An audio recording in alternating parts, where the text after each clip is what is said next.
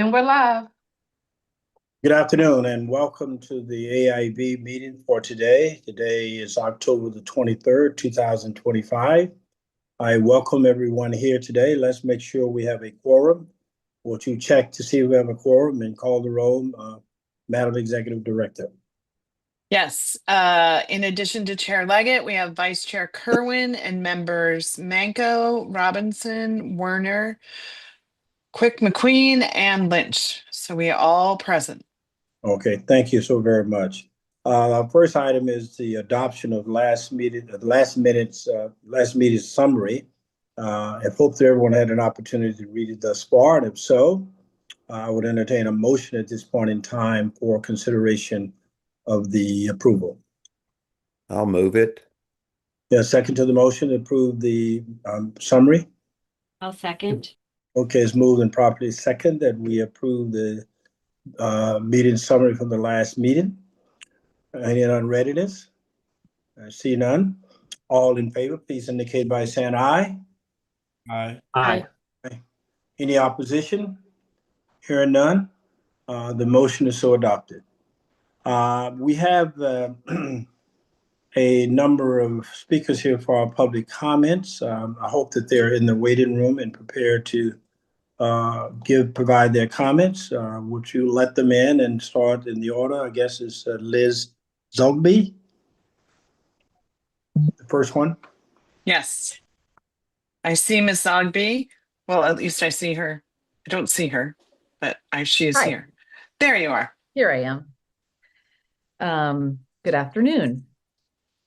Good afternoon, Chair Leggett, Vice Chair Kerwin, and members of the Accountability and Implementation Board. My name is Liz Zogby from the Maryland Down Syndrome Advocacy Coalition. I'm the co-chair of the Blueprint Coalition and served as co-chair of the Blueprint Special Education Work Group.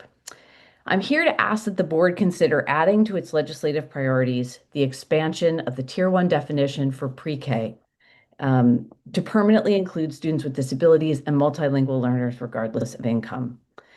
This expansion of Tier 1 is consistent with federal law, state regulations, and the recommendations of the Kerwin Commission and both the Special Education Work Group and the Multilingual Learners Work Group. The 2017 work group that looked at pre-K for the Kerwin Commission recommended that, quote, 4-year-old children with IEPs should be considered a priority regardless of income. The IDEA requires the free, appropriate public education of all students with IEPs at no cost to the families. Therefore, they should have priority for full-day slots regardless of the eligibility phase-in plan. Over the last year, I can think of no other change to the blueprint that has been so widely recommended by stakeholders. Failure to permanently expand the Tier 1 definition threatens the expected outcome of Pillar 1, that all students enter kindergarten ready to learn. Students with disabilities and multilingual learners are the student groups least ready for kindergarten. In fact, income level is less predictive of kindergarten readiness than being a student with a disability or coming from a family with limited English proficiency. The recommended legislative actions document discussed at your last meeting notes that an estimate of the fiscal impact is needed to inform your decision. While an updated estimate may not be immediately available, ample information exists to have the discussion and make a policy recommendation. The original fiscal note for 2023's HB 770 indicated a net effect of $18.9 million for FY27 and $21.1 million for FY28. These estimates include homeless youth who are now part of Tier 1, so updated estimates would likely be lower. However, it's reasonable to assume that these figures are at least in the ballpark. And in any event, the decision to be confronted by this board is not whether the legislature will allocate the necessary funds, but whether this policy is needed to meet the gap closing goal for kindergarten readiness in the blueprint. And this is unambiguously the case. The road to closing achievement gaps and achieving equitable outcomes begins with the intentional prioritization and funding of students with disabilities and multilingual learners for high-quality, publicly funded, inclusive pre-K programs, and I urge you to consider this recommendation. Thanks. Thank you, Liz. Thank you for your comments. We have a number of written comments. Is anyone else live today? No, the other three are written only. Okay, and they are, Sarah Pinsky from the National Board for Professional Teaching Standards, Laura Jerome from Children's Opportunity Alliance, and Ria Gupta from Strong Schools Maryland. okay, And they are all available, linked in the agenda and available to the public. okay. Our next item on the agenda is the Blueprint Implementation Plan Analysis, Tutoring College Career Readiness Support Programming, Challenges and Strategies. And we have a number of people who are here. Would you introduce those for our discussion, Ms. Heiss? Yes, happy to. So we're very pleased to have Dr. Blazer and Dr. Bill back with us today. I think this is the fourth or fifth presentation that they are making to the board on the analysis that they have done for the AIB on the blueprint implementation plans that were submitted by the LEAs to identify promising practices and less promising practices. So today we have some pillar 3 topics for discussion. And with that, I will turn it over to Dr. Blazer and Dr. Bill. Hi, everyone. I'm David Blazer. Thanks for the introduction, Rachel, and thanks for having us, everyone. And Dr. Kayla Bill is here with us as well. I'm going to jump right in because I know we're kind of limited on time. So as Rachel indicated, we have been doing work that we've been excited and glad to share with the board and with the public around what districts have been, how districts have been implementing different components of the blueprint, and some of the successes we're seeing from their descriptions and their implementation plans, as well as some of the challenges that we think and the board and others are equipped to kind of help address. So today we're focusing on pillar 3, focusing broadly on kind of college and career readiness supports, of which tutoring is a really kind of important and critical one. So let's go to the next slide. Thanks. So today, I'm going to kind of get us started talking around kind of very briefly around broadly what is the college and career readiness standard in Maryland, and more importantly, and kind of importantly, I think, for what our work contributes is what we see from the literature around what are the key kind of components we should be looking for in college and career readiness, as well as some of the strategies the literature suggests is most impactful. And then I'll turn it over to Kayla, who will talk more around how we're mapping what we've seen from the academic literature to what we're seeing in districts' implementation plans. So to jump right in, Maryland's new college and career CCR standard has been in the works for years, but in February of this year, the State Board of Ed released a draft of the new CCR standard, drawing on some prior research done over the past couple of years about some of the measures that were seen in statewide data, high school indicators that were predictive of college and career success. And what came out of that was a new standard and guidance focused broadly on ensuring that students are successful in various post-secondary pathways, beating the standard specifically in ELA and math, and one practical in science.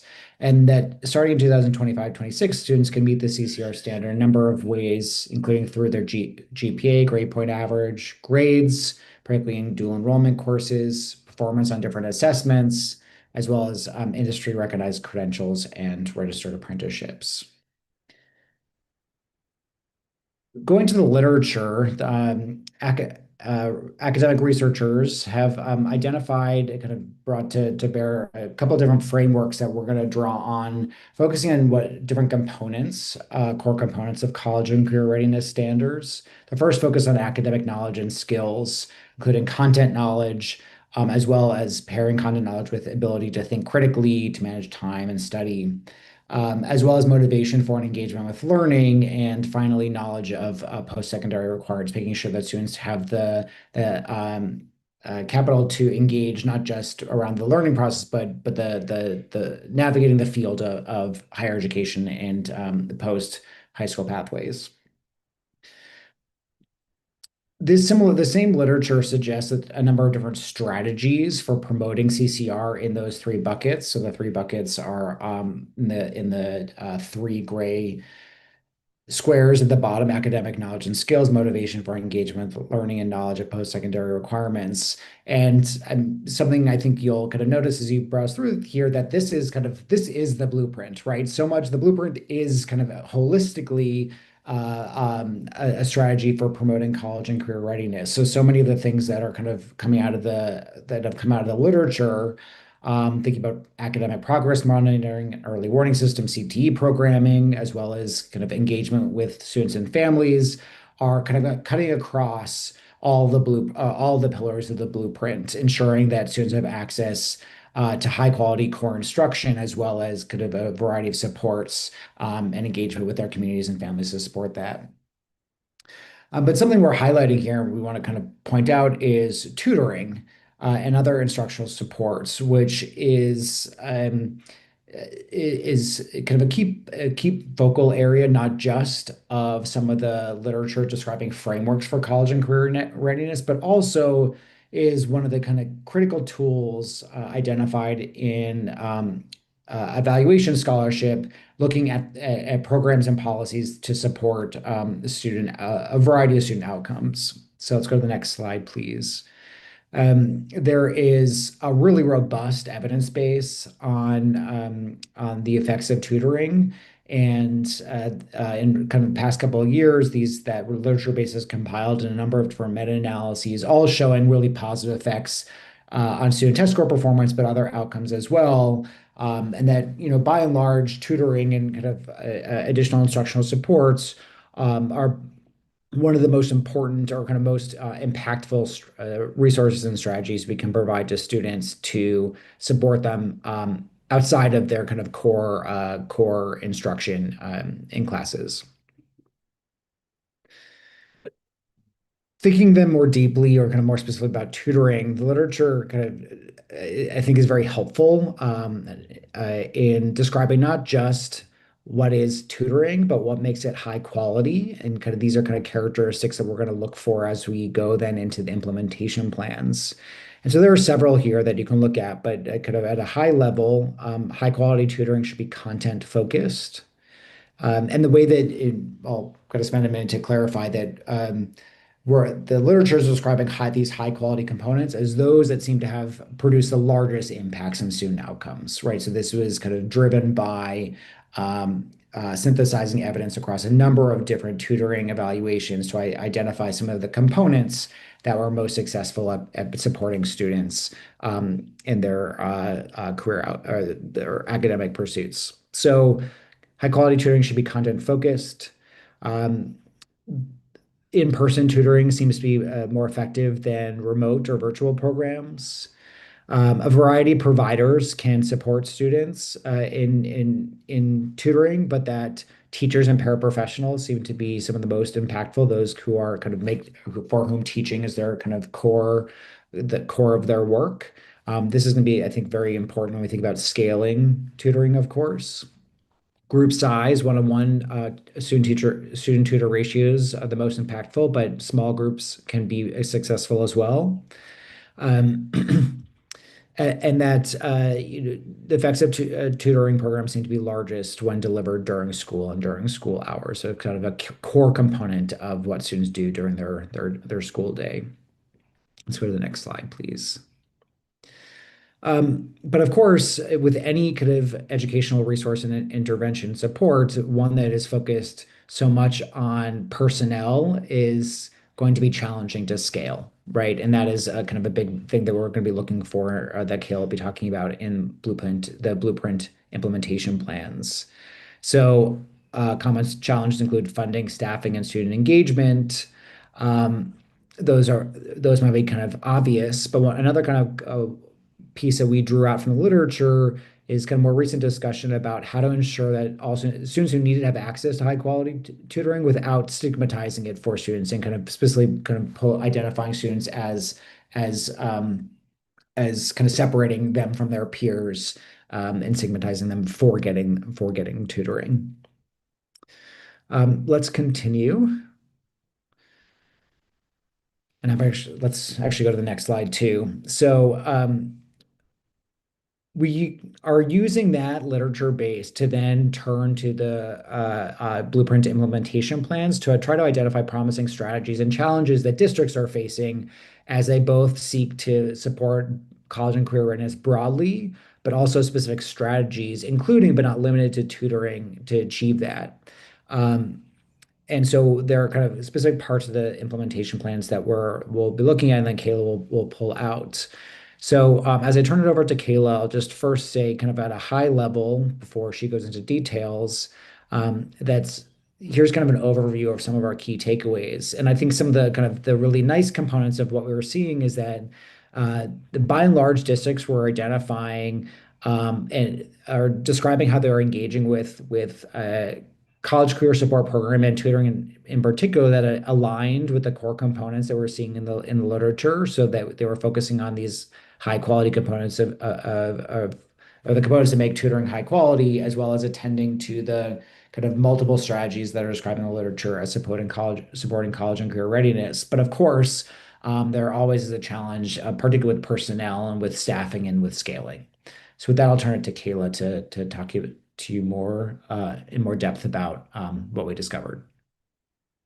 Thanks, David. Hi, everyone. So yes, I'm going to transition now to talking about findings in greater depth, and I'm going to start with findings for tutoring and then turn to findings for other CCR support programming, which focused on particular strategies that were intended to support students who are not on track to meet CCR. And as with all of our presentations in this work, we're addressing a lot of information in a short period of time. So our findings here are focusing on what we see as potentially useful in considering how to support districts in their ongoing implementation. But we do have two separate, more comprehensive slide decks that we're happy to share if that's of interest. So at a high level, the vast majority of districts described offering tutoring programs that were very promising in that they incorporated features identified as important in the academic literature. So as David mentioned, for example, offering tutoring sessions that were one-on-one or in small groups and at least 3 days per week. The bigger issue with tutoring was scaling up those promising programs. So all districts noted at least one challenge with scale up, and the most common challenges were tutor availability and capacity, as well as funding, which you can imagine are kind of interrelated challenges. 20 of 24 districts also described at least one strategy that was intended to support the scale up of tutoring programs. And here, the most common strategy by far was restructuring school schedules, so making time for tutoring during the school day, followed by strengthening tutoring pipelines, for example, recruiting college students to become tutors. We then categorize these strategies into most potentially and least promising categories, depending on their alignment with challenges that were either identified by districts and or identified by the academic literature, as well as the level of detail in which they were described. And you can see here that for all districts engaging in scale-up strategies, there was alignment with those stated challenges, but there was some variation in the level of detail they provided about those. So that's kind of a high-level view of our findings from the tutoring analysis. And now we'll turn to findings regarding challenges and strategies that are more specific to CCR support programming, which again, we viewed per implementation plan language as regarding supporting students who are identified as not on track to achieve CCR. So the vast majority of districts cited at least one challenge with providing CCR supports, and the most common challenge, perhaps unsurprisingly, was staff capacity to implement these support strategies. So you can see a theme across these two different areas. Districts described engaging in 4 different buckets of strategies to provide support programming for students who are not on track to meet CCR. And those included progress monitoring, individualized learning plans, engagement with families, and academic supports.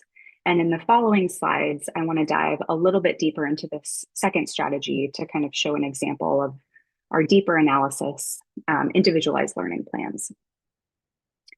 So for each of those 4 buckets of strategies, we again categorize districts into this most, potentially, and least promising typology based on their alignment with academic literature. This slide is showing those findings for individualized learning plans, or ILPs. And you can see from this table that all districts fell into the most or potentially promising category. And that's because ILPs are identified in the academic literature as a promising practice overall. So this finding was encouraging to us. But when we drill down to the specific features of ILPs that are identified as important in the literature, we see quite a bit more variation. So while all districts are developing ILPs that incorporate progress monitoring, just 9 indicated that they're providing staff with training about the ILP process, and just 2 indicated that staff members have dedicated time to engage in this process. So these findings generally seem to reflect the staff capacity challenges that most districts described across tutoring and other forms of CCR support programming. To close out our presentation, I want to highlight some potential future directions for the AIB to consider. And as, again, we've talked about in previous presentations, we've laid out several possibilities in these slides, and they're kind of described fuller in the more comprehensive slide decks, which we're happy to share. But for the sake of time, I want to call out just a few. So first, for both tutoring and for other CCR support programming strategies, we recommend seeking more detailed and systematic information from districts regarding key design features. So for example, requesting more detailed information about the features of tutoring programs that are identified as important in the literature, as well as efforts to train staff about the ILP process. Second, for tutoring specifically, it seems that it will be particularly important to seek additional information about district scale-up strategies, given that that is where most of the implementation challenges lie. And finally, we just want to bring to the forefront something that David mentioned earlier in the presentation, and that I'm sure you've all considered extensively, but that can kind of get lost in the particulars of policy implementation. And that's the recognition that promoting CCR requires an integrated implementation of different blueprint priorities, including but certainly not limited to the strategies that we focused on in this analysis. So for example, Pillar 2 initiatives to recruit and retain a high quality and diverse teacher workforce will likely be key to ensuring that staff have the capacity to offer high quality tutoring and CCR support programming. And that concludes our presentation. As mentioned, we are happy to share the full slide decks. If that's of interest to you, just shoot me an email. Okay, thank you very much for your presentation. Any comments or questions from the members of the board? Yes, I see Member Manco has a question.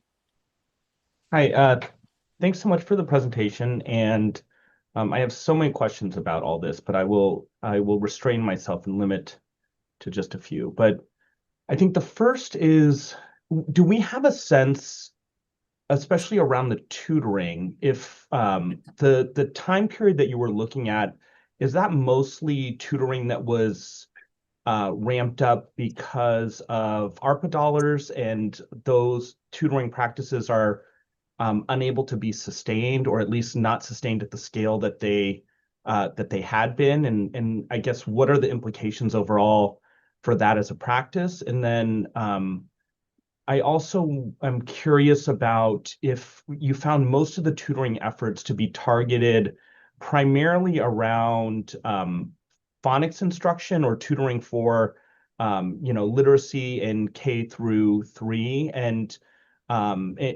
what the if that was the predominant type of tutoring, and then if you saw effective models for tutoring for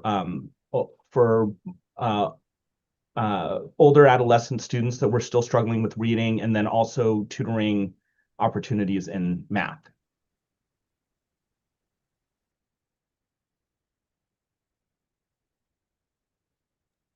Sorry, I was having trouble coming off mute there. Thanks for those questions. I'm going to try my best to capture all of them. I was writing them down, but please stop me if I'm missing something. So your first question, I think, was around where the funding for tutoring was coming from and whether that's the transition away from some funding is going to impact implementation. I do not have off the top of my head specific sources of funding that districts described. I don't recall them going into a lot of detail about that, but I know that funding was a very common challenge. I'd be happy to go back to our analysis to kind of pull out some specifics if that's of interest.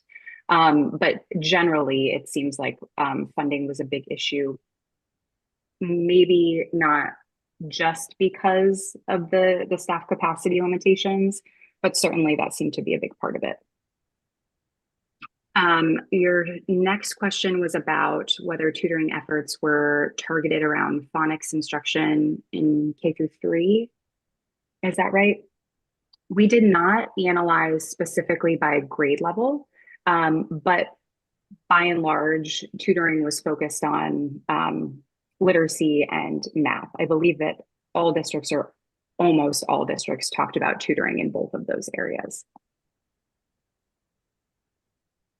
All right, thank you. Thanks for your questions. I just can respond, give a little more information on the funding. There is dedicated funding in the blueprint called TSI funding that supports the one-on-one and small group tutoring. That funding phased up and then phased down, and fiscal 26 is the last year of that dedicated funding for tutoring specifically. So that is obviously a challenge for the sustainability. In the blueprint, it phased down as the career ladder was phasing up with the theory of action is that there would be the ability of teachers to take on more of that tutoring responsibility during the school day as collaborative time was being implemented. I believe. I mean, not to state the obvious, but this clearly poses an amalgam of challenges because of the pause on collaborative time and this still being, showing to be a highly effective practice, but a pressing need in which funding is now going away for. So, not to state the obvious, but there are some challenges that abound. I think that's very fair. Member Werner and then Member Quick McQueen. Yes, thank you for your presentation. That was a lot of great information. And I also have a lot of questions like Member Minko, but I'm going to, he asked some of mine already. So mine is actually more along with scheduling. So I was not surprised to hear you say that, the most effective tutoring is happening during the day, and there's a variety of reasons why. But one of the challenges that I'm hearing across many LEAs, and then I think it gets really complicated in secondary, is how do we fit this in our school day effectively when there are a set of recommendations of allotted time for our tier 1 instruction in math and ELA. So when you factor in all of the things that we need to do in the time that we have, it leaves very little time. So I was just curious if you all have found a good model for that. And that's something that's even a struggle, I think, in elementary, and as working through this, if there's something in secondary as well, because it always feels like we have to take from something else and we can't take from core instruction, right? So how do you make that work so we're not taking away from another key piece of instruction?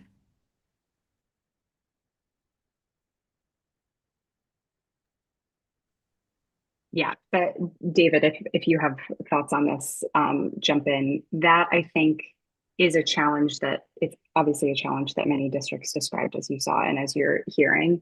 And even though it was a common strategy, it also seemed to be something difficult for them to implement. So I'm looking back at our specific tutoring slides now, which may be helpful to you, that provide some more detailed information. Some districts were describing embedding tutoring within core instructional time, having like A day, B day rotations to provide more flexibility. I didn't see any as coming through. Like I don't recall from the literature any particularly promising ways to restructure school days, but that's something that we could look into and kind of align back to our analysis if that would be useful. But I know that that's something a lot of districts were describing, but seem to be having challenges with because it's a challenging thing to do. Yes, thank you. I wasn't expecting you to have a magic answer. I was just wondering if there were any districts that have come up or if you've seen any themes, but yes, thank you.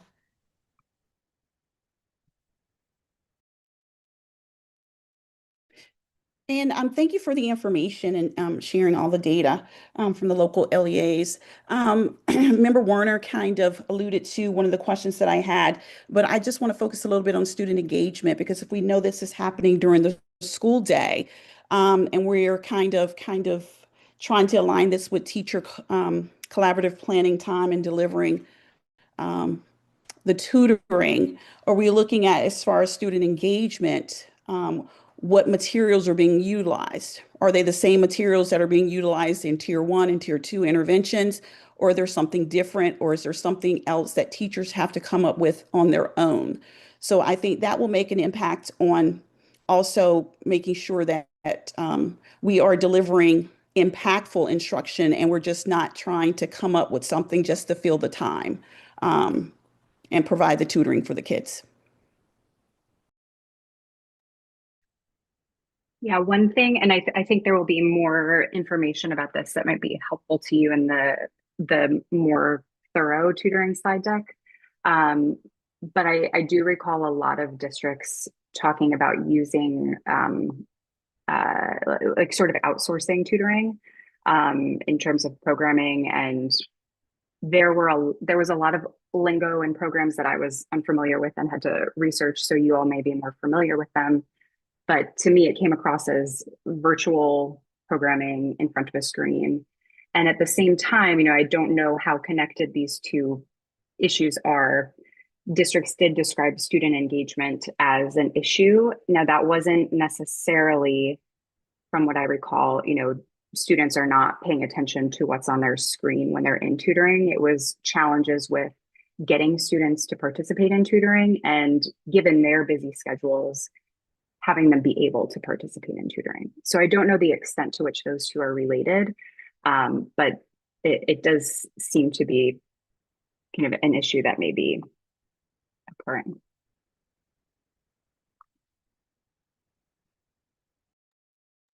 Thank you. Any additional questions? No. Okay. Well, thank you very much for your presentation. Found to be quite enlightening. And we hope to talk to you again soon as we continue down this process. Thank you. Thank you. I think we're now going to agenda item number 4, overview of the blueprint release of funds process 2025.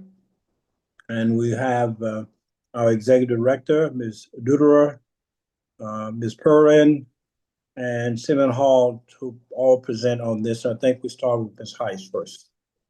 Yeah, I just a quick introduction. We just wanted to start out with an overview of this release of funds process, which is statutory and is an annual process that the AIB engages in.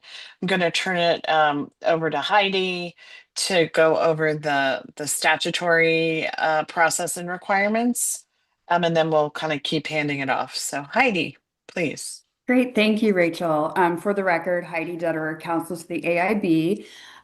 We just wanted to, I think some of our more tenured members will remember these slides from the past, some members of the public, but we wanted to go ahead and sort of set the stage for where we're headed over these next couple of months. So In statute, beginning in fiscal year 2023, 25% of the increase in the state share of major education aid year over year is automatically withheld. So that's just a function of law. And in order for that to be released, the AIB has to make certain decisions. From fiscal year 23, 24, and 25, those decisions were related specifically to the development and the beginning stages of implementation for the LEA implementation plans. As we shift into fiscal year 26, those are still items that we're looking at. But as you can see, the AIB will also consider releasing funds upon recommendation from the Maryland State Department of Education, the CTE committee, or an expert review team. Or if there are no recommendations, or in addition to recommendations, the board determines that a public school or local school system has made sufficient progress on an implementation plan or taken appropriate steps to improve student performance. Those are both discretionary decisions that the board would want to consider as they're moving forward to make decisions. Next slide, please. So process-wise, if the board was to determine that funds should not be released, the board makes a decision on that. On or before December 1st of each year, the board would need to issue an initial warning to the public school principal or county superintendent that funds may not be released. So that's the warning, and that would happen by December 1st. And then by February 1st, the board would then need to make a final determination on whether to release funds. In between December 1st and February 1st, there may be some actions that could be taken to cure or remedy whatever the deficiency was in order. It's not automatic, I guess, is my point, that funds would have to be not released. By June 1st, the board would have to notify the state superintendent and the comptroller of a decision to not release funds or withhold additional funds. And then also there's a current fiscal year process. So all of this was if we were going to withhold next fiscal year money. If there was a decision that needed to be made in the current fiscal year, something major happened and the board decided that funds needed to be withheld in the current fiscal year, it could do so, and there's no specific process that goes along with that. That's just a decision the board would make. Next slide, please. The board is also able to withhold more than 25% of the increase in the state share of major education aid, and it can do that if it finds that an LEA has not made satisfactory efforts to develop or revise an implementation plan, hasn't made sufficient progress on implementing its implementation plan, or has not taken appropriate steps to improve student performance. So as you can see, as we're moving into this next phase, there are still some sort of input functions that we're considering, but we're also beginning to consider outcomes and student performance. Just a note that the board may also withhold funds from state agencies that are responsible for developing their own implementation plan if it finds that a state agency has either not developed a plan or not had its plan approved or has not implemented its plan appropriately. Next slide, please. So the board is responsible, or was responsible, for developing two separate processes that are related to in some way to the release of funds. So the first process was an appeals process. So if the board provided a warning in December and then decided in February that it did in fact make the decision that funds should not be released or should be withheld, the local education agency or the public school would still have the ability to appeal that decision. That appeal is due within 30 days after the AIB decision, and a written decision by the AIB would issue 60 days after an appeal is filed or the date of oral argument, whichever is later. The second process relates to minimum school funding. This is a very separate process. But I did want to put this here because this is a process that the board was required to develop. Local school systems may submit a waiver request to request greater flexibility in meeting the minimum school funding requirements that are found at 5-234 of the education article. Under our current policy, a written waiver request is due on or before December 1st in the first fiscal year for which the waiver is being requested. Just to note for the public, there is guidance that the board has adopted available on our website regarding submitting waiver requests. Those are the end of my slides. I don't know if there are any questions, or Rachel, if you want to take the next slide. Yeah, thank you, Heidi. Yeah, so Heidi has sort of covered the statute and the process, and talked a little bit about prior year process. This year for 2025, the elements that are part of the considerations for the board in making the release of funds determination um, include determining whether sufficient progress has been made by LEAs in implementation of their plan, um, and beginning in fiscal year 2026, student performance. So that is sort of the one of the major piece in the statute is really around evaluating progress.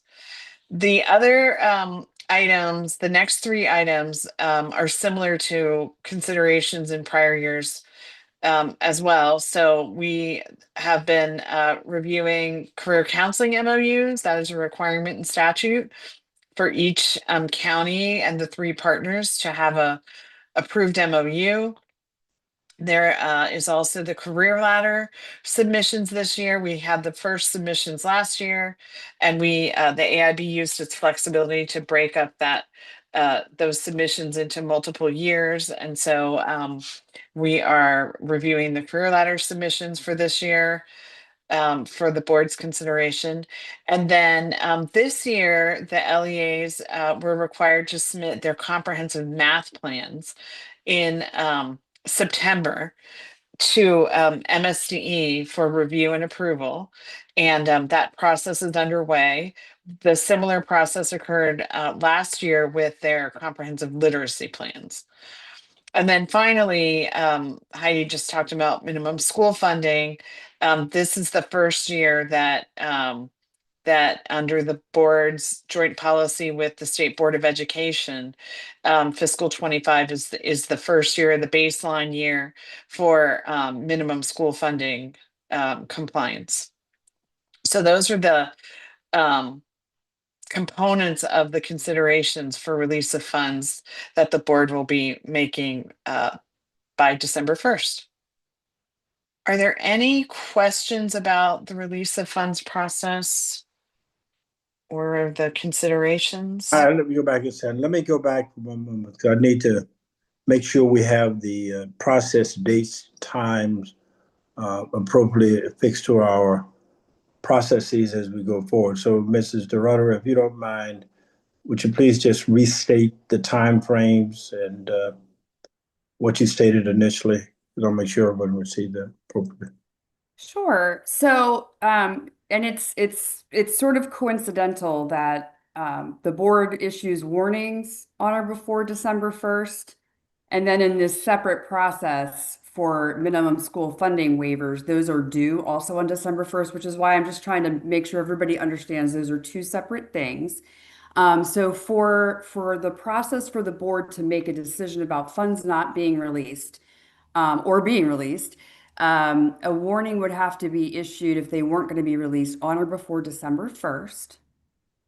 We have a meeting on November 20th, and then, we have until December 1st. And then on or before February 1st, the board would need to make its final determination on whether or not to release funds to those LEAs that received a warning. And I just noted that in between that time, there are efforts that LEAs could make to cure or remedy anything that might have been identified in the warning. And then by June 1st, this is just something the AIB would have to do, and that's notify state leadership about funds being withheld or not released. Okay, so we're going to do this in a two-step process. We have a discussion, follow the discussion, and before December 1st, we'll make a final recommendation. Is that correct? All right, okay. On or before. By December 1st. Yes, exactly. by December 1st. So you can do it on December 1st too if you need to. Okay, all right, thank you. All right, now let's make sure there are any questions. Member Manco? Yeah, so and I might be just totally obtuse with this, but can you help me understand the December 1st decision that we have to make to issue warnings in relation to the waiver process? I know you said they're two separate things, but wouldn't there be instances in which LEAs might submit a waiver for something that we would be looking to issue a warning about? And how did those two processes mix with each other? Right. So the waiver request process that will initiate essentially this December 1st would affect next year's warning process. So, where we are right now in terms of waiver requests for FY25 is it would be affecting the decision you'd be making this December. Does that make sense? And if I can just add, so just to be clear, for minimum school funding for the release of funds process for this December 1st, it is based on their fiscal 25 expenditures, their actual expenditures. And we're going to give you an update on that very shortly. But that is what the release of funds decision will be based on. Fiscal 25, the baseline year, and in your joint policy, it references good faith effort being made in fiscal 25. The waiver would be for fiscal 26. And so the LEAs will have the ability to request a waiver for the upcoming, current year by December 1st, which we then will not have the final expenditure data for until basically this time next year, which is what you will base your decision next year on whether to give a warning. So it's basically 2 different fiscal years of data. Okay. Did that answer your question, Mr. Manco? Yeah. All right, any further questions? Not that I see. Okay. Let's go on to the next presenter then. Okay, so we wanted to give you an update on the progress monitoring conferences that we're holding with the LEAs. We wanted to, of course, share this with the public. And so I will ask Emma Pellerin, our accountability director, to proceed. All right, thank you, Rachel. Sorry, Executive Director Heiss. So for the progress monitoring conferences, as you all know, we have been holding them throughout the late summer and fall. As of this past Tuesday, we have met with 20 of 24 school districts, and we are directly engaging in conversations as part of these conferences around progress to identified blueprint outcomes and as measured by the aligned metrics for those particular outcomes. We're sharing this information that we have previously shared in the AIB meeting back in June when we were detailing this process a little further, but just sharing this again. We are looking across priority or focus areas across all 5 pillars, including pre-K expansion for priority students in Pillar 1, which looks at pre-K access for priority students, including Tier 1 4-year-olds and enrollment in full-day pre-K for 3 and 4-year-olds overall. In Pillar 2, the focus area is on the teacher pipeline.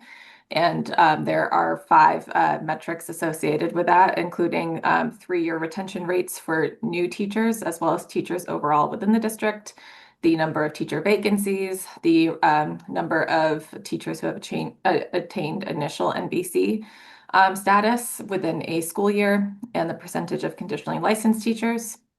In grades 3 through 8 math and literacy achievement in Pillar 3, we're looking specifically at the aligned metrics that were adopted by the AIB and State Board back in 2024.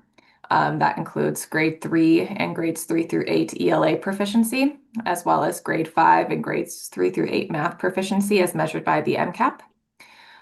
In Pillar 4, we're looking at these same metrics for outcomes for at-promise students in community schools and disaggregating this data by student groups as well. So we're looking at ELA and math proficiency metrics that are captured in Pillar 3 for students attending community schools specifically, as well as the rate of chronic absenteeism for all schools, as well as students attending community schools. And then finally, in Pillar 5, we're looking at progress related to meeting the minimum school funding requirements that were just discussed within the blueprint. Okay, thank you. Any questions? There is one more slide. I'll just quickly share if that's okay. We are meeting with our 4 remaining LEAs moving forward. So we should have these wrapped up very soon. We will, as was previously shared, we will be sharing individual summaries for each LEA conference publicly. And then once the conferences have finished up, we will be identifying and sharing trends in conference discussions that we identified across school districts, including the successes and challenges that they're experiencing in regards to blueprint implementation that will inform future technical assistance that the AIB can provide or that will be provided by other entities. And we are also going to be posting the LEA data dashboards with key metrics for blueprint progress monitoring very soon as well. So we're excited for these next steps in the process. Thank you. Thank you. Thank you, Emma. I don't see any questions. So we'll go ahead and move on to the career ladder. So this is actually in we'll come back to the Power School, but this is for the career ladder submissions for 2025. We do have a number of recommendations for approval as well as an update for you. And for that, hopefully Libby Diamond, our Pillar 2 analyst, is available. Thank you, Executive Director Heiss. Good afternoon, members. Okay, so 2025 Career Ladder and Level 4 pilot update for you all. So today, as of today, we've approved 3 LEA Career Ladders, and today we will be bringing 2 more to the board for recommended approval. And then we have 19 LEA Career Ladders that are still in progress. And just a note that some LEAs are still in negotiation with their bargaining unit. And so we can talk about that in a few minutes. Next, just in terms of the Level 4 pilots, 4 LEAs had applied for school year 25-26 Level 4 pilots. Last month, we were able to have the board approve 3 of those pilots. And today we will be bringing the 4th one to the board for recommended approval. Okay. Okay. So I guess the 2 career ladders that we'll be bringing to the board for approval today will be Dorchester County and Charles County, and the Level 4 pilot will be for Howard County. All right. I think we have to approve that at this point, or we'll do that later. I'm not sure. We have motions for you to consider. All right, why don't you read the motion for me then? If there are Any questions on it before? I don't. Any questions or discussion? Okay, let's go ahead and read the motion then. Okay. Uh,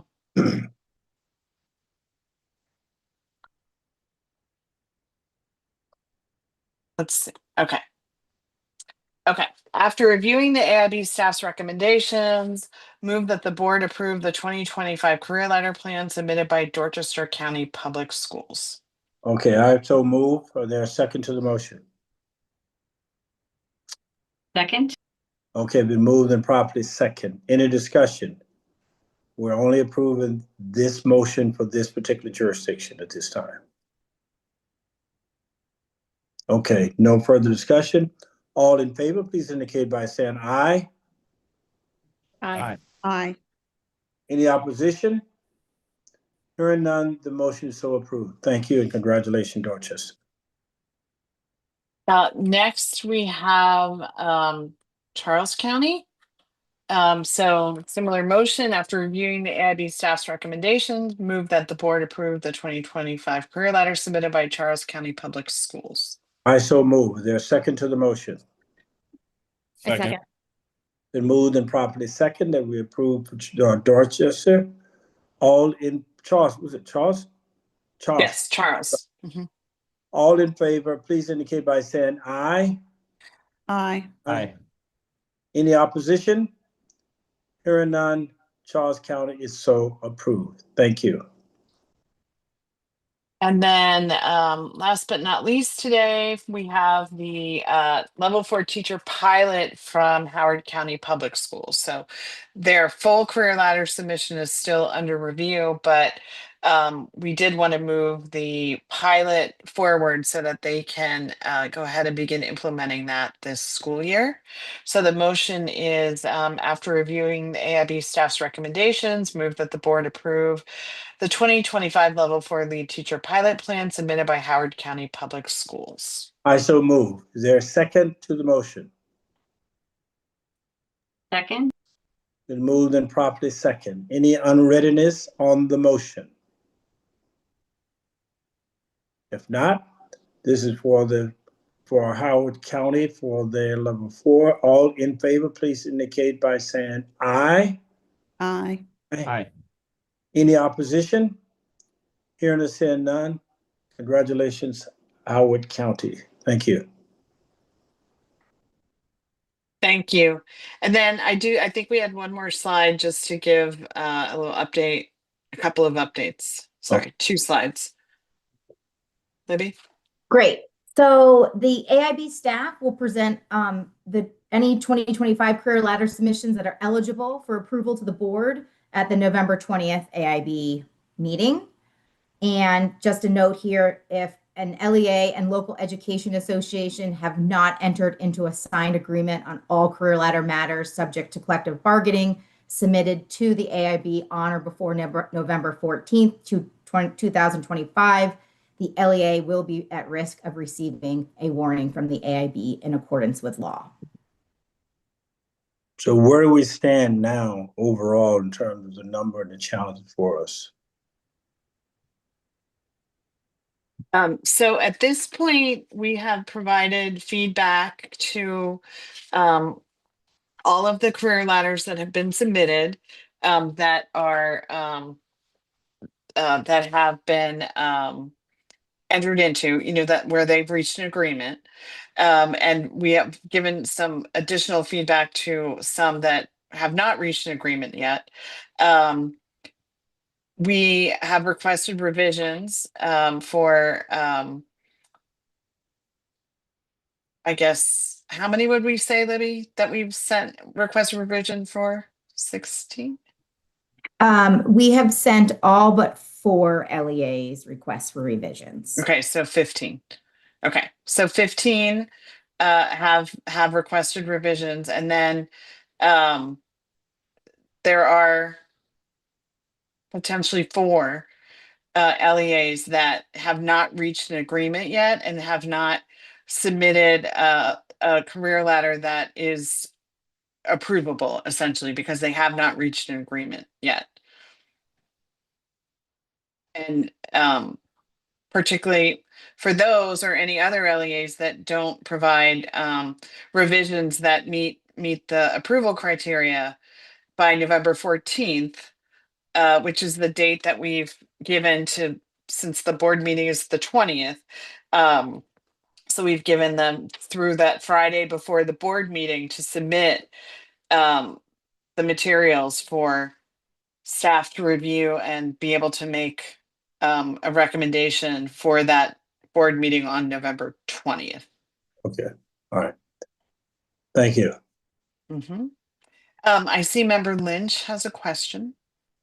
Yeah, I just wanted to hit on that point pretty clearly. So if by November 14th, we have not received a signed agreement, what would be the next steps for these districts? I want everybody to be clear about sort of what that looks like.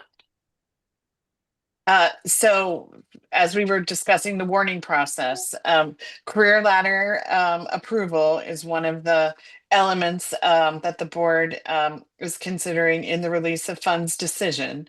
And so if a signed an executed agreement that meets all the requirements has not been submitted by November 14th, then the board would consider giving them a warning by December 1st. And the warning essentially says what? That we will not, that they run the risk of having funds withheld. Right, Or exactly. Not released, I guess would be the proper term, right? Not released, right? They're automatically withheld and then they releasing them or giving a warning that they won't be released. Gotcha. Okay. But we'll give them appropriate warning. Now, this is also, Ms. Dillera, this is also subject to an appeal or a waiver as well? Correct. It would be subject to our appeal process. Right, okay. Mhm.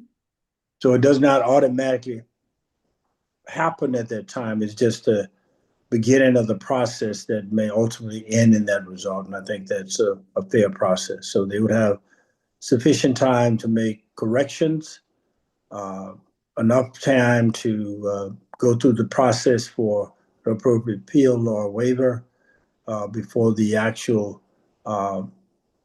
results are levied against them if that becomes the case. Correct. It's the first step in a series of steps that ultimately will be taken if there's not full compliance. Yes. Hey.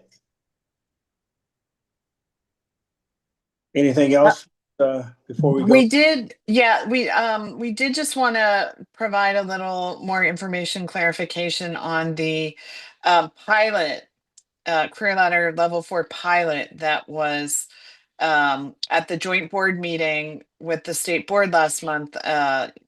Both boards approved extending the pilot into the next school year, the 26-27 school year. And we just wanted to, we've had some questions about from LEAs about what what the benefit is of participating in a pilot. So we just wanted to share that publicly here. The pilot, is really designed to provide flexibility for the LEAs in experimenting with ways to implement the level 4 lead teacher or distinguished lead teacher position by giving them flexibility in the amount of time that those teachers would have to be teaching, meaning being the teacher of record for a class. And the pilot allows them to teach a minimum of one class per day.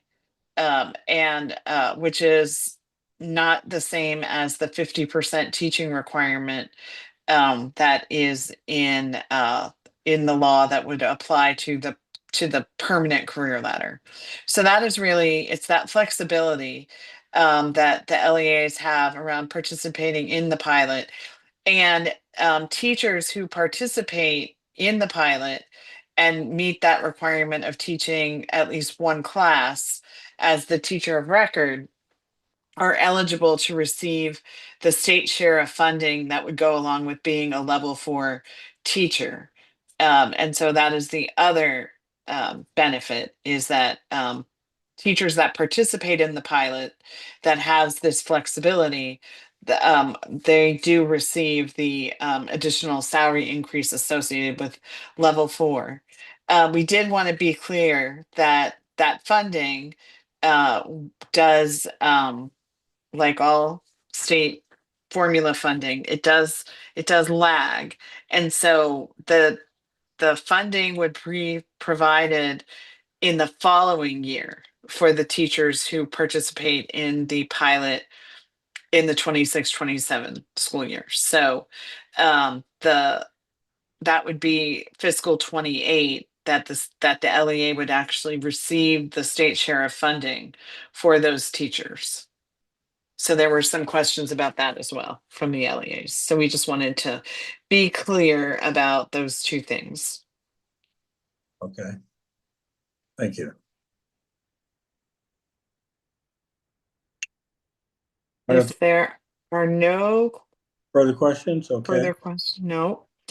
No. Next, we want to move to the career counseling MOUs. We do have a number of career counseling MOUs that we are recommending for approval.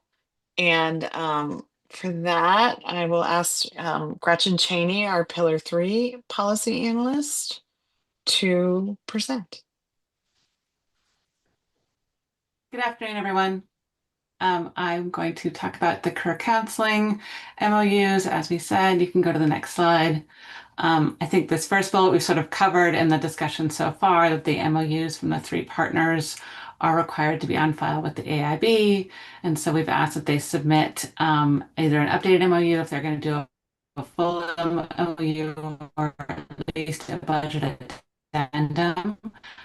We have to have it signed and have to fit all roles highlighted in the budget. So we've been doing reviews of our submissions. You can go to the next slide.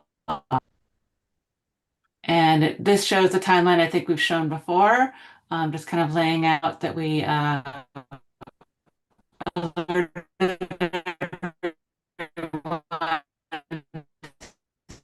the MOU process back in June.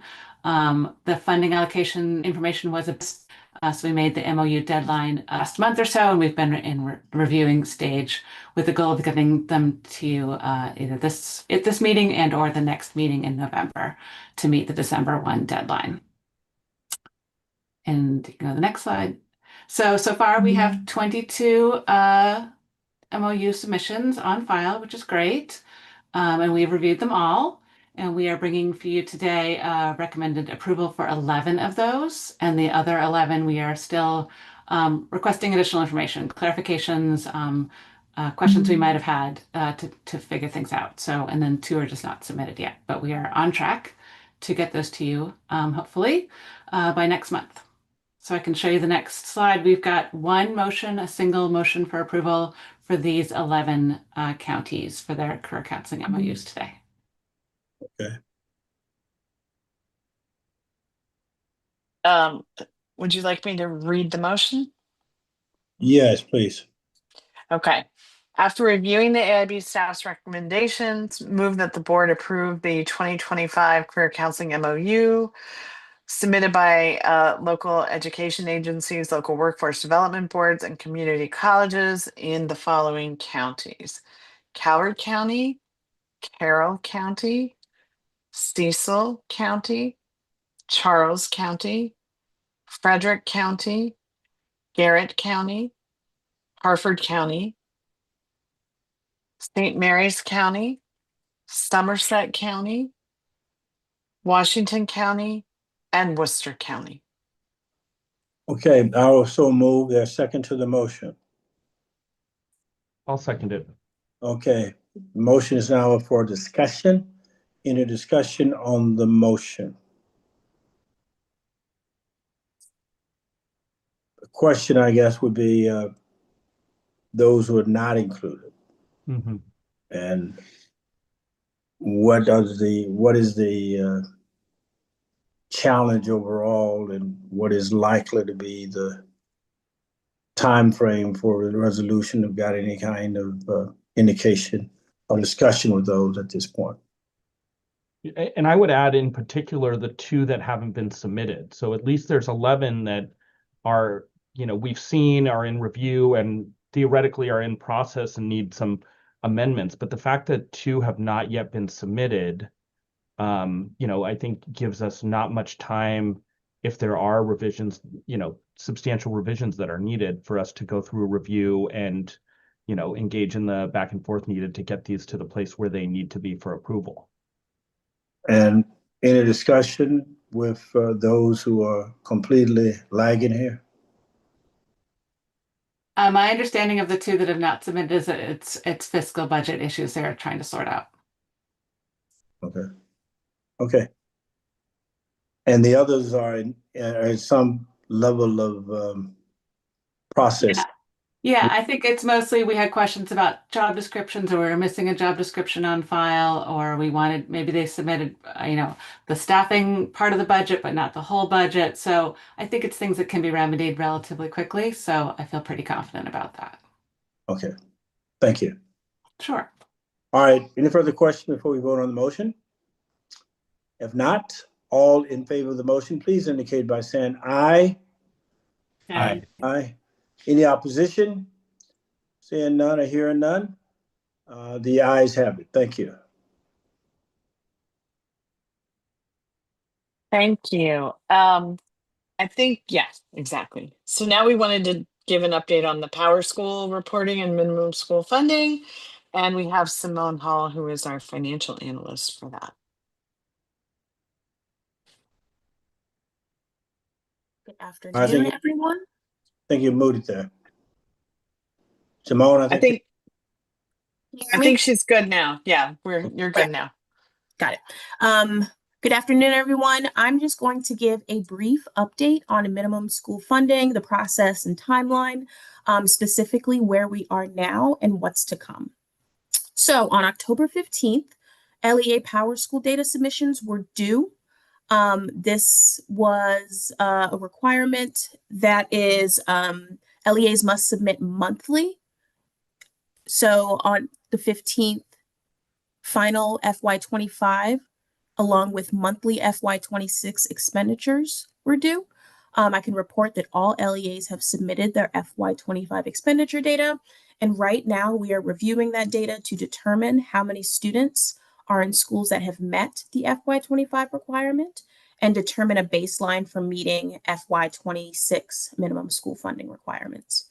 So looking ahead to October 24th, LEAs will receive drafts of those baseline estimates for FY26 required minimum school funding. We're asking them to review for accuracy. Any feedback that LEAs wish to provide is due back to the board no later than November 3rd. And then finally, December 1st is the deadline for LEAs to submit FY26 minimum school funding waiver requests. And that is it for me. Good. Thank you, Simone. All right, let's go back now. I guess we're at the legislative overview. Yes. And we have Joyce Schaefer, our government relations director, to walk through these slides. Thank you. Good afternoon. So this is a continuation of our discussion of suggested legislative action for the upcoming 2026 General Assembly session. And to briefly ground us as to where we are in the process, the majority of the suggested legislative changes came from the AIB's annual process to update the Blueprint Comprehensive Plan, which we began in May. We gathered using a robust and systematic communications convening strategy, suggested updates to the Blueprint Comprehensive Plan, or the BCP. And we did this through mid-July. These suggestions were gathered using a variety of vehicles, which included public meetings, an online survey, as well as one-on-one meetings with our implementation partners. And at the board's July 24th meeting, suggested changes to the BCP were adopted, but those which would require legislative action in order to change statute or to advocate for a change to statute, we were held with regard to final decision making. But I'll note that we did cover those for informational purposes at the July meeting. And we discussed them in detail at your last meeting on September 18th, and then jointly with the State Board of Education at your joint meeting on September 30th. Next slide, please. Today, I wanted to provide updates to the board's September 18th discussion. So MSDE has suggested a new legislative action with regard to teacher preparation. They note that a teacher registered apprenticeship, like apprenticeships in other fields, are very rigorous, and those fulfilling the requirements of an apprenticeship and then receiving a final certification exhibit a high level of expertise and competence. And so their proposal, therefore, in alignment with other apprenticeships, is to allow registered teacher apprentices who successfully complete an MSDE-sponsored teacher apprenticeship program to be able to provide the apprenticeship certificate in place of taking a test of teaching ability. And then the second new legislative suggestion you see there on the slide came from public comment that you heard at your September 18th meeting from Arts and Education in Maryland Schools. And they requested the sunset language regarding the ability for LEAs to use the concentration of poverty grant funds to meet the world languages and fine arts COMAR requirements be removed. So this currently will expire. The ability to use these funds in this way currently expires in FY27 or after FY27. And so the change would allow the use of these funds permanently in this way. Next slide, please. And we're providing some updates to the suggested legislative actions that you discussed at your September 18th meeting. And I'm just realizing I've allowed the perfect to be the enemy of the good in this slide. So the sub-bullets for the Pillar 1 suggestions should be flipped. I flipped the order to align to the original document. But so you'll see here in Pillar 1, with regard to the pre-kindergarten expansion grant, we requested data from MSDE that would better inform your decision with regards to an analysis sort of beyond the total amount of grants awarded that would include, for example, all of the applicants and their specific awards. This data is still forthcoming. And then expand the definition of Tier 1 pre-K students. We also asked for a fiscal estimate of that impact, and that data is also forthcoming.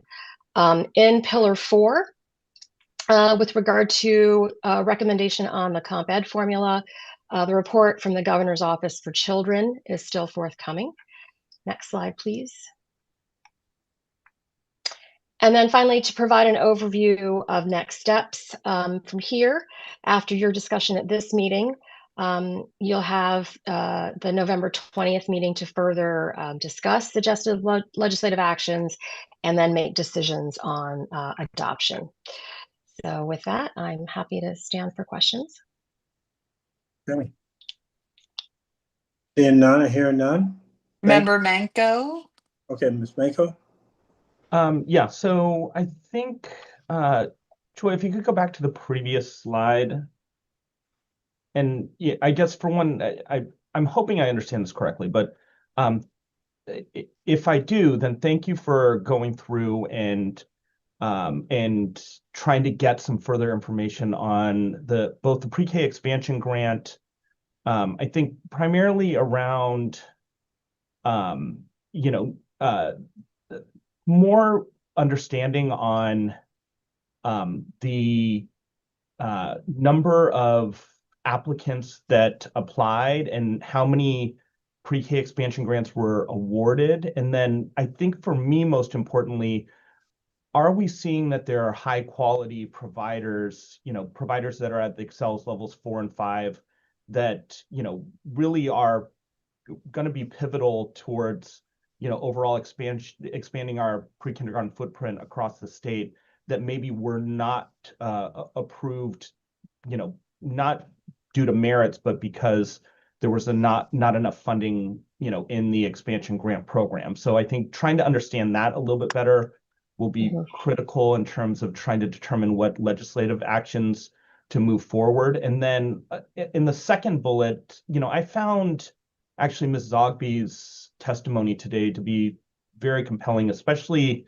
when she was talking about how, status as a multilingual learner student or a special needs student is more highly predictive than even, living in concentrated poverty of, how students were going to perform in terms of kindergarten readiness. So I think this is, we have explored the expanded definition, and then just trying to get some sense on what the what the fiscal implications are, and getting some more information from MSD on exactly how many students are we talking about, what is the dollar amount. I know things are very, very stretched across the state, and tough choices are going to have to be made, but these seem to be a very critical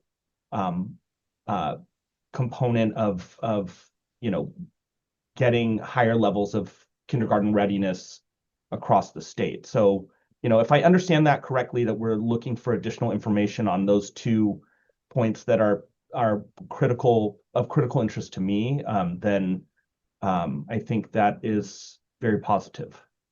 Yeah, and then also what the next steps are, right? So when do we think we're going to get that information? How will that be shared to the public? And then at some point, we'll have to take that input into account during the November board meeting, when we're determining what kind of legislative actions we want to put forward.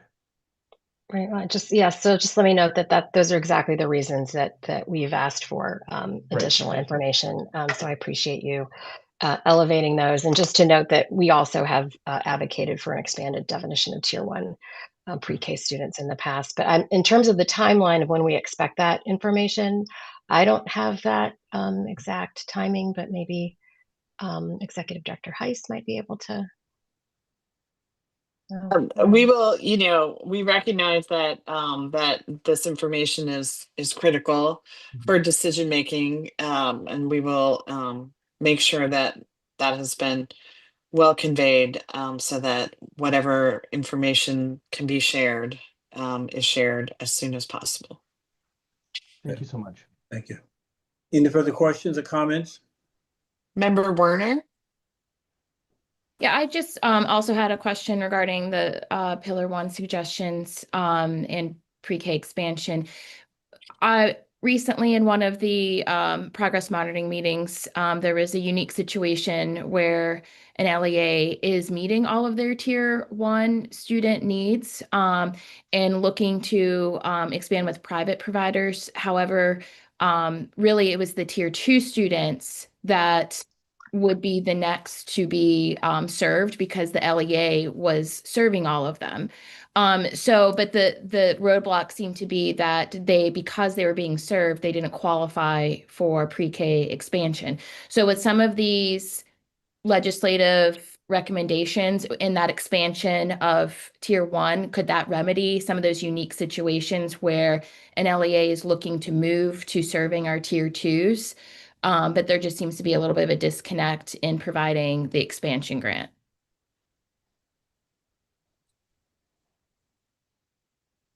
In that particular, maybe if the students that they're expanding to are special education students, and students primarily from households that don't speak English as their primary language. Otherwise, I believe it would require a statutory change to the permissible uses of the expansion grant, which would then further limit the Tier 1 4-year-olds that could be funded through the expansion grant.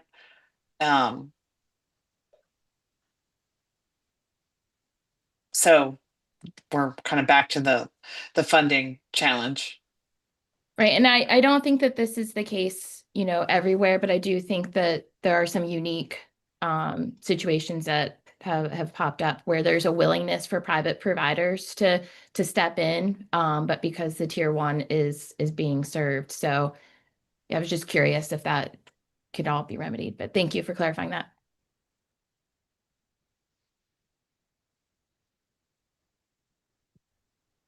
Are there any other questions? If not, we can go to the director's report.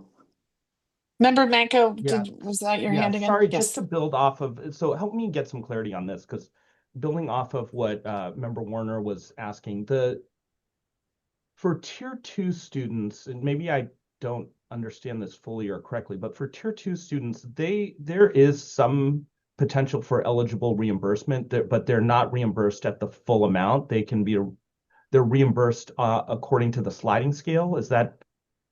Do I understand that correct? Or well, is that only for LEAs, or is that also a possibility for private providers? both. So the public funding, Yeah. so the program is publicly funded pre-K through both LEAs and private providers. Right. For tier two students from families with incomes between right now 300 and 360% of poverty, they are considered tier two. Next year that expands all the way up to 600% of poverty.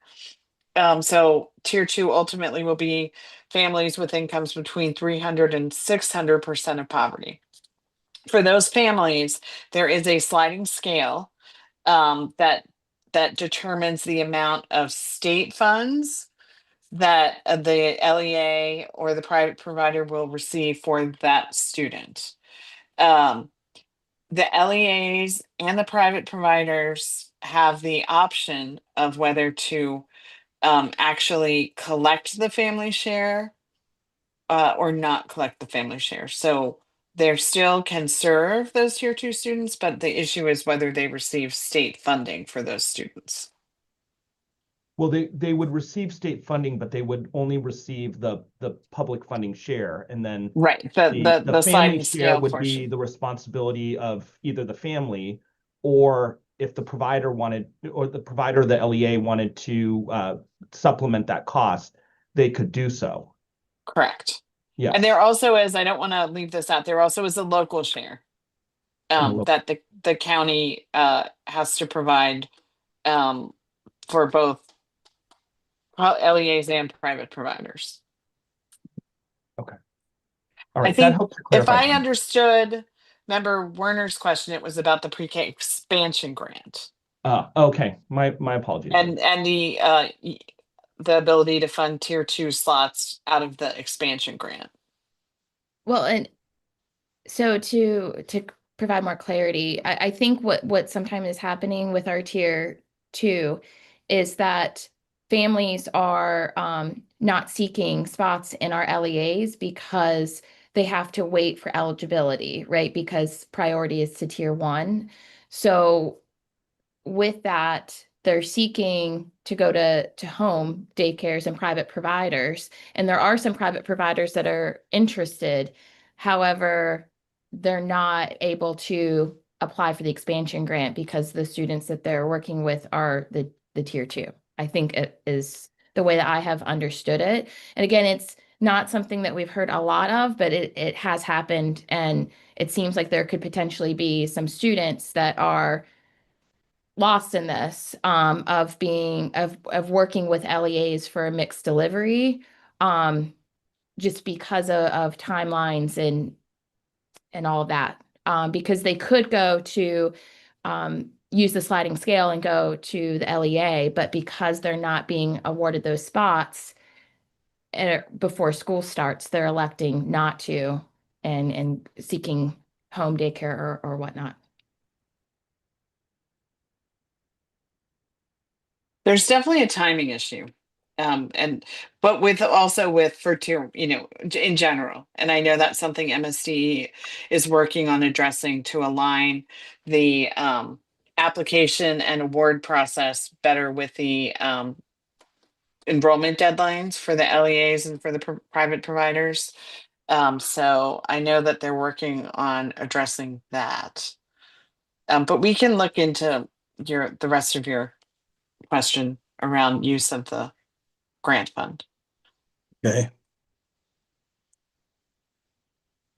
Any further questions? I don't see any from my perspective.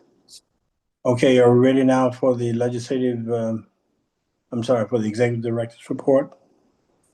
Yes, I believe we are. Okay. Thank you very much. So first up is the finance update.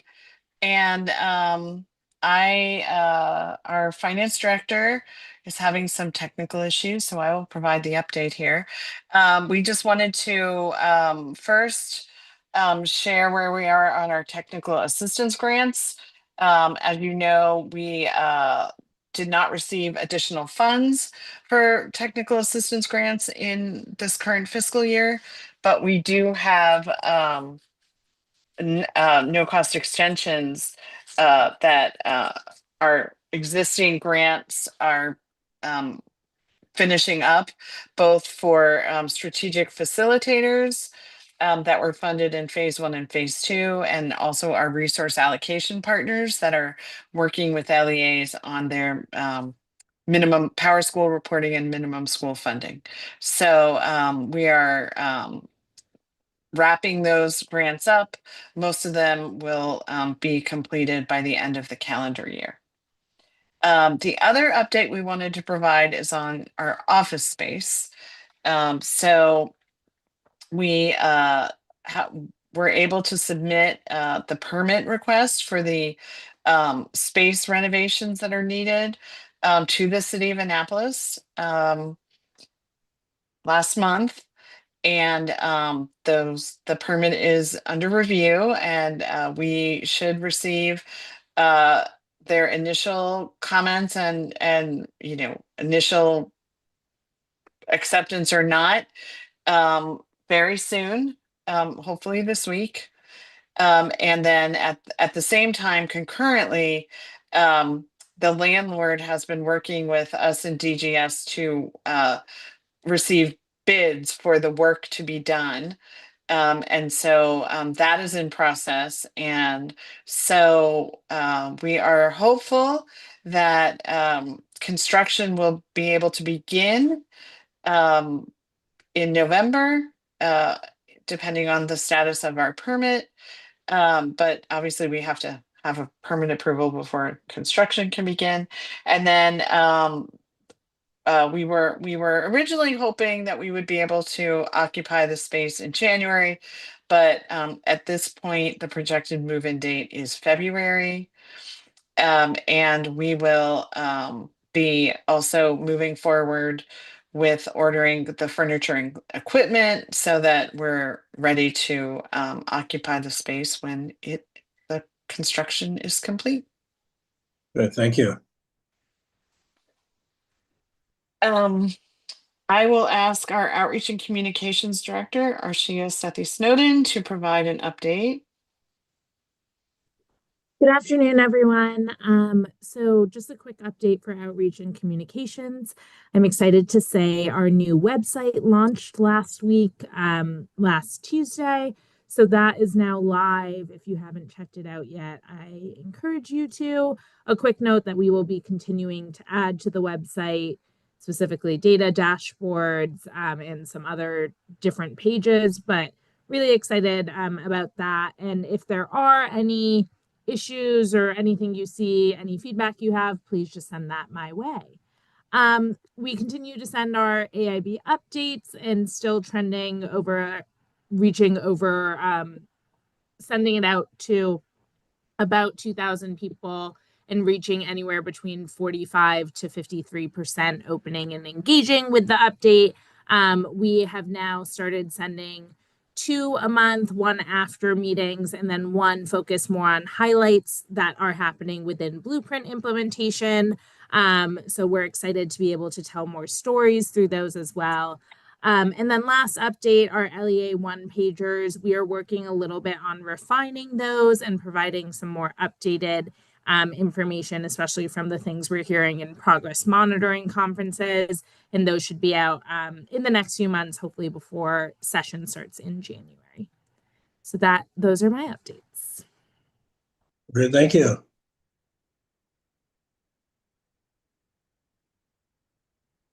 Okay. If there are no questions, then I will ask Joy Schaefer to give the government relations update.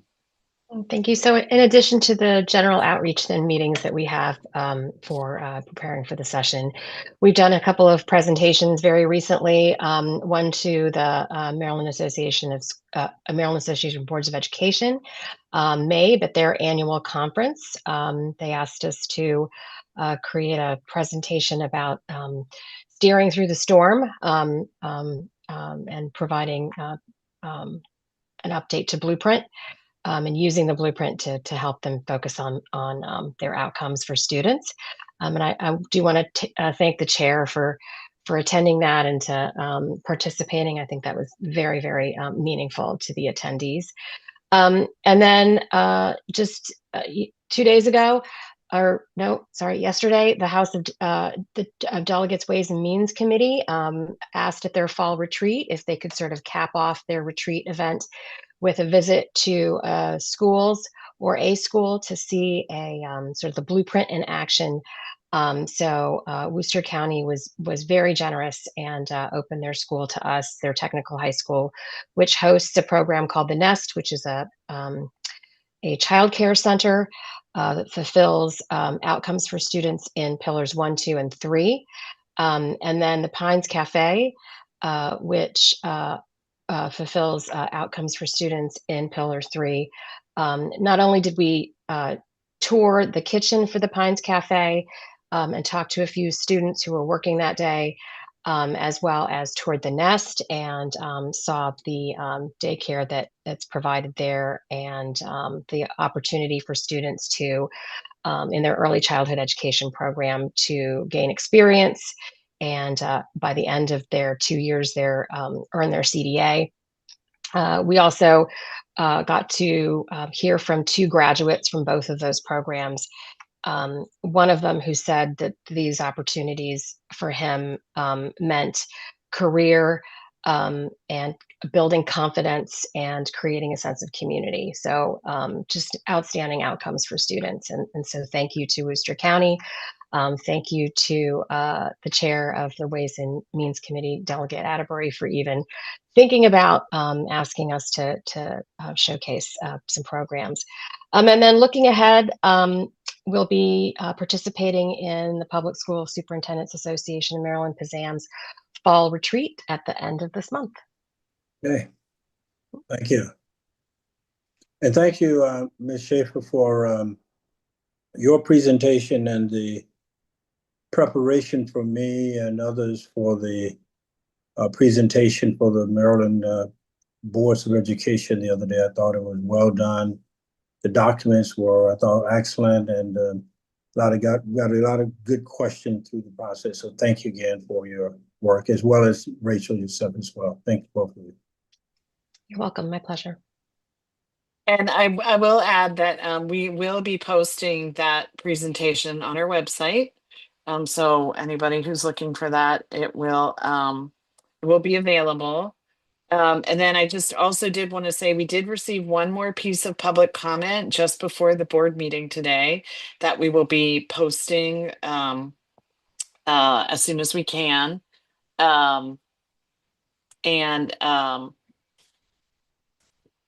Actually, I apologize. We've received 2 additional pieces of written testimony that we will be sharing on the website, linked to the meeting agenda, from Rudy Zellman and also from Ellie Mitchell. Well, okay. I think that if there are no questions, I think that completes the agenda. Okay, thank you. Let me thank all the board members for your attention and participation. You see that as we go forward, we have a tight time frame between the end of November and the 1st of December to make a number of decisions. Hopefully, we can schedule that on or about December the 1st so that we could get that in consistent with the time that we have to respond. Again, that process is simply the beginning of a multi-stage process, but it is important that we fulfill the time requirements and get the information back and give the boards an opportunity, local boards an opportunity to respond to the challenge that we see. Again, thank the staff for all of your work and things that you've done to help make today's meeting run smoothly. Let me apologize for Dr. Curran. He had to step out to participate today in a conference talking about the blueprint. Who is it? Who's the organization, Ms. Heiss? The National Academy of Sciences. Yes, talking about what we're doing here in Maryland, because again, for those of you who do not know, especially those in the audience, this is really a transformative process that we're going through. And I'm not sure that anywhere else in the country, the state has taken on this type of ambitious endeavor in order to enhance the quality of education for our students. So there are an awful lot of requests and comments that are made about what we're doing. And I'm sure that he's represented us very well. If not, I have a motion, entertain a motion for adjournment.